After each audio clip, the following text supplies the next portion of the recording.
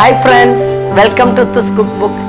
ഇന്ന് ഞാൻ നിങ്ങൾക്ക് പെസഹ അപ്പം ചെയ്യണത് എങ്ങനെയാണെന്ന് കാണിച്ചു തരാം.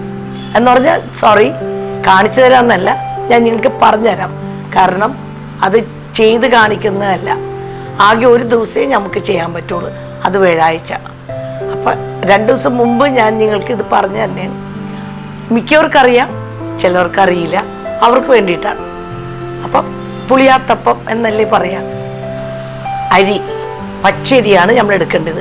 പച്ചരി തലേന്ന് വെള്ളത്തിലിടണം എന്ന് പറഞ്ഞാൽ ബുധനാഴ്ച പച്ചരിയും ഉഴുന്നും എല്ലാം സെപ്പറേറ്റ് നമ്മൾ വെള്ളത്തിലിട്ട്, അതുപോലെ ചെറിയ ഉള്ളി അതെല്ലാം പൊടിച്ച് തലേന്ന് തന്നെ വെക്കണം. പിന്നെ പിറ്റേ ദിവസം എന്നിട്ട് വ്യാഴാഴ്ച രാവിലെ നമ്മൾ വൃത്തിയായിട്ട് പ്രാർത്ഥന എല്ലാം കഴിഞ്ഞു നമ്മളത് ഒരു പാത്രത്തിൽ മിക്സിയിൽ ഇതെല്ലാം അടിക്കുക. അപ്പം അരി ഉഴുന്നും അടിച്ച് അത് ഇട്ട്, ചെറിയ ഉള്ളിയും അതും ഇട്ട്, ജീരകവും അതും എല്ലാം അരച്ച്, ഉപ്പിടണ്ട, ഇതെല്ലാം അരച്ച് എല്ലാം കൂടി കൂട്ടി വെക്കുക ചെമ്പിൽ. എന്നിട്ട് പിന്നെ എല്ലാം കറക്റ്റായിട്ട് ഇതാക്കി അത് മൂടി വെക്കുക. അന്ന് ഒരു ഉച്ചക്ക് ഒരു 3 മണിയൊക്കെ ആകുമ്പോൾ നമ്മൾ അതിൻ്റെ പാല് റെഡിയാക്കണം. അപ്പോൾ ഇതിനൊക്കെ ഒരു ടൈമുണ്ട്. അപ്പോൾ ഒരു 3 മണിയൊക്കെ ആകുമ്പോൾ തേങ്ങ അടിച്ചു, മിക്സിയിൽ തേങ്ങയും ജീരകവും അത് ഒരുമിച്ച് അടിച്ച് അതിൻ്റെ പാലെടുക്കുക.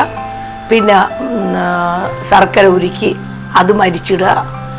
പിന്നെ ഒരു ഗ്ലാസ് അരി എന്ന് പറഞ്ഞാൽ അരിപ്പൊടി, അത് ഒരു ഗ്ലാസ് അളവ് വടിച്ചെടുക്കുക. അതും കലക്കി എല്ലാം കൂടി കലക്കി അത് വെക്കുക. ഏലക്കപ്പൊടിയൊക്കെ പിന്നെ ഇടണം. അപ്പോൾ ഏലക്കപ്പൊടിയും ചുക്ക് അതൊക്കെ മാറ്റി വെക്കുക.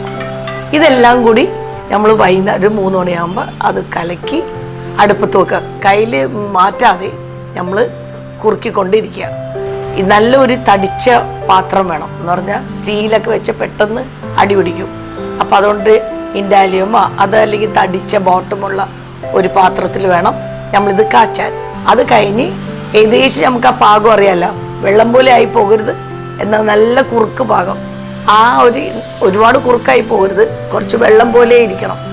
കാരണം ആ സമയത്തിൽ ഇരിക്കും തോറും ഇത് കട്ടയാവും. അപ്പം അതനുസരിച്ച് വേണം നമ്മൾ ഇത് ഇറക്കാനും അതിൽ ഏലക്കപ്പൊടി ഇടാനും പിന്നെ ചുക്കിൻ്റെ പൊടി ഒരു ഇച്ചിരി, എന്നിട്ട് അത് കുറുക്കി അത് മാറ്റി വെക്കണം. അതാണ് പാല്. ഇനി അപ്പത്തിൻ്റെ പാത്രം എടുക്കുക. അതിൽ ഇച്ചിരി എണ്ണ പുരട്ടിയോ അല്ലെങ്കിൽ എന്തെങ്കിലും ഒരു ഇത് പുരട്ടിയിട്ട് നമ്മൾ ഈ അപ്പത്തിൻ്റെ കൂട്ടൊഴിച്ചു നമ്മൾ പാത്രത്തിലേക്ക് ഇട്ട് അതൊക്കെ ചുടണം. കുരുത്തോലുള്ള ആൾക്കാർക്ക് അത് ഒരു 2 അപ്പത്തിനൊക്കെ കുരുത്തോല് വെച്ച് നമുക്ക് അപ്പത്തിൻ്റെ പുറത്ത് വെച്ച് അത് ചുടാം. പിന്നെ ആ ചുട്ടെല്ലാം കഴിയുമ്പോൾ ഇത് ഭയങ്കര വിശുദ്ധിയായ ഒരു അപ്പമാണല്ലോ. അപ്പം പ്രാർത്ഥനയിൽ കൂടി വേണം നമ്മളിതെല്ലാം ചെയ്യാൻ. അത് ചെയ്യണതിന് മുമ്പ് നമ്മൾക്കൊരു പ്രാർത്ഥിക്കണം. ഇത് കഴിക്കാൻ വേണ്ടി പോകുമ്പോൾ ഞങ്ങളുടെ ചെറുപ്പം തുടങ്ങി ഞങ്ങൾ ശീലിച്ചിരിക്കുന്ന സംഗതിയാണ്, നമ്മൾ പല്ലേക്കണം. അപ്പോൾ അച്ഛനമ്മമാരോട് പോയി പല്ലേച്ചിട്ട് വരാൻ. അപ്പം ഞങ്ങൾ ആ പല്ലൊക്കെ തേച്ച് ഇട്ടാണ് പിന്നെ വന്ന് ഈ അപ്പം മൂത്തവർ വന്ന് മുറിച്ച് അത് ഞങ്ങൾക്ക് എല്ലാവർക്കും ഇത് തരും, എല്ലാവർക്കും വായിൽ വെച്ച് തരും.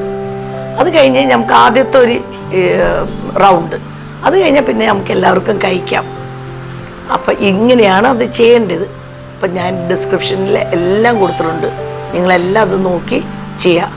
കൊല്ലത്തിലൊരിക്കലും നമുക്ക് ചെയ്യാൻ പറ്റുള്ളൂ. അത് ഭയങ്കര, അല്ലെങ്കിൽ എനിക്കിത് ചെയ്ത് കാണിക്കാറുണ്ട്, ചെയ്യാൻ പാടില്ല. അതുകൊണ്ട് ഞാൻ ഇന്ന് നിങ്ങൾക്ക് നേരത്തെ വന്ന് ഇത് പറഞ്ഞു തരണം. നിങ്ങളെല്ലാവരും ചെയ്യണം. Okay then, see you next time. By.